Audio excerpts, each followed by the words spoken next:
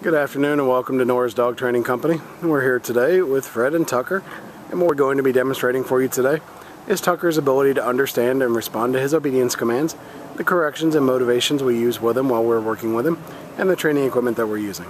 Fred is using a regular 6-foot web training leash, and he's going to keep the bulk of that leash folded neatly in his right hand, leaving his left hand free to give the correction. Correction that we give is a tug and let go to the training collar, which is the second piece of equipment that we're using. Tucker's been fitted with his own personal training collar, and we'll show you how to properly use this during your one-on-one lesson. As you can see, Tucker is seated on Fred's left, which is where all our obedience training is done, and the first command they're going to demonstrate is heeling. Now this is proper walking on a leash, and Fred and Tucker are going to take off doing that now. The command you want to use for this is Tucker heel, and then you just start walking and he'll fall right in line on your left-hand side. We've also gone ahead and incorporated our sit command into this, so anytime Fred stops his feet, Tucker will sit. There's an example here. Now it's important when you're heeling with Tucker that he walks at your pace without trying to pull ahead of you or lag behind.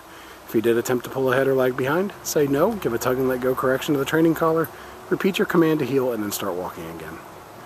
Now the next command they'll demonstrate is our stay command, which is a hand and voice command. Fred uses the open flat of his left palm an inch or so from Tucker's muzzle and the one-word command to stay. He walks out to the end of the training leash. Now this is a great exercise to build up self-control in Tucker. You can start practicing this one at about a minute's time and work your way up in increments until you get to about 3 minutes. Now as Fred returns back to Tucker, he's going to walk all the way around him, providing an added distraction as he goes behind, and right back to that left-hand side heel position. Tucker holds that sit stay throughout. Fred gives him some praise and then heels him right out of it. And he'll show you a little more of the heel sit and stay here.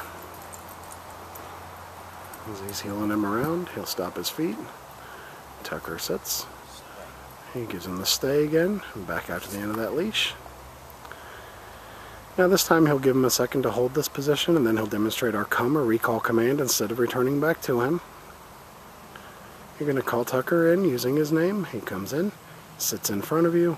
Then we have a move called the finish. Fred's going to heel Tucker right around the back of him and gets him right back to that proper left-hand side heel position where he sits. He'll demonstrate that recall one more time. Tucker's in a sit. He gives him a stay. Out to the end of that leash.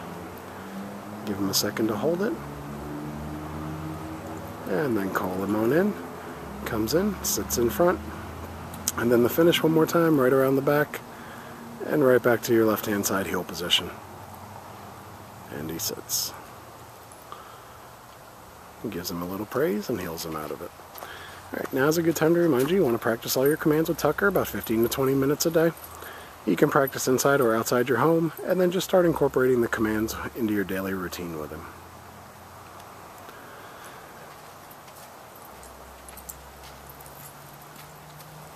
And next up are going to be our down commands.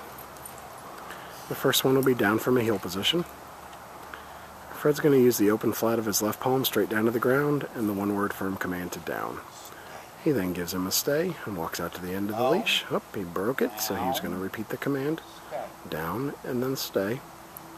Out to the end of the leash. Another great exercise to build up that self-control. You can start this one at about 3 minutes time and work your way up in increments until you get to about 5 minutes.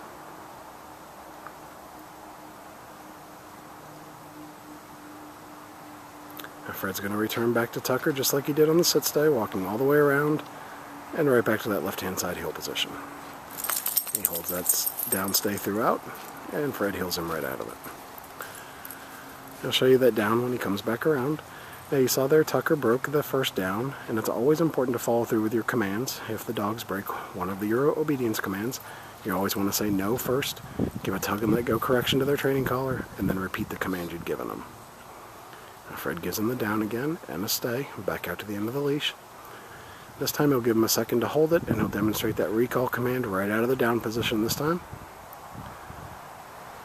Calls him on in. Tucker gets right up, comes into Fred, and he'll sit in front. And then the finish, right around the back, and right back to his left-hand side heel position.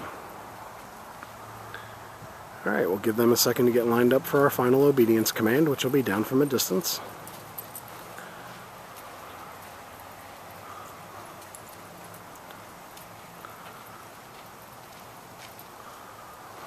This will be the down from a distance. You're going to have him in a sit, give him a stay, out to the end of your training leash.